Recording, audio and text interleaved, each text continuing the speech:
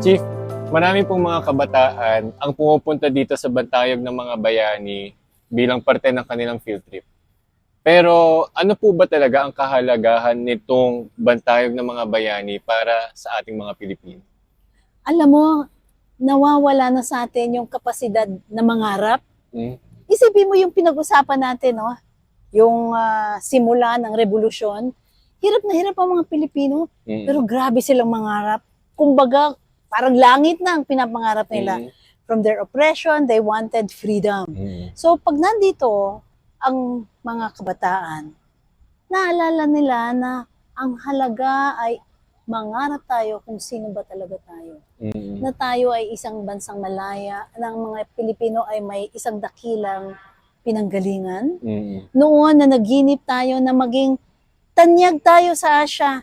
Hindi dahil sa magaling tayong kumanta, kasi magagaling nga kumanta ang mga Pilipino, no? Right. Kundi dahil sa kabayanihan ng ating puso. Kumbaga, yung sinasabi nila na kailangan lagi may hari, etc.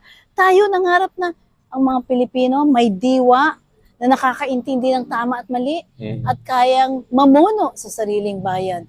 Yung ganong klaseng pangarap. Halimbawa, yung mga kabataan ngayon na sa akin, very close sa akin, na wala ng batang naaapi.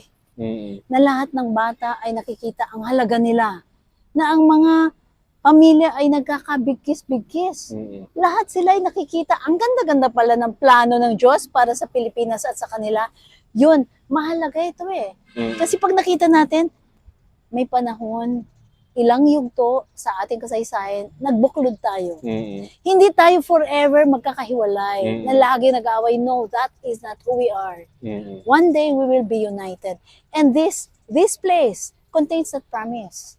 Kaya pag naalala ito at sasabihin, there was a time when the Filipinos fought so that they would regain freedom because they wanted their better selves to be shown to the world and to themselves na they are worth fighting for, they are worth dying for, they are worth living for. Diba? Yun ang mga naririnig natin.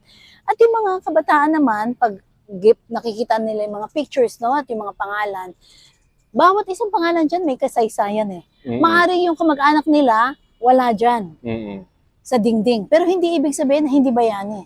Lahat ng mga tumutulong sa pagtaguyod ng bansang ito, bayani rin eh. So the concept of a hero, the concept of a heroic past, kailangang ulit-ulitin sa mga bata.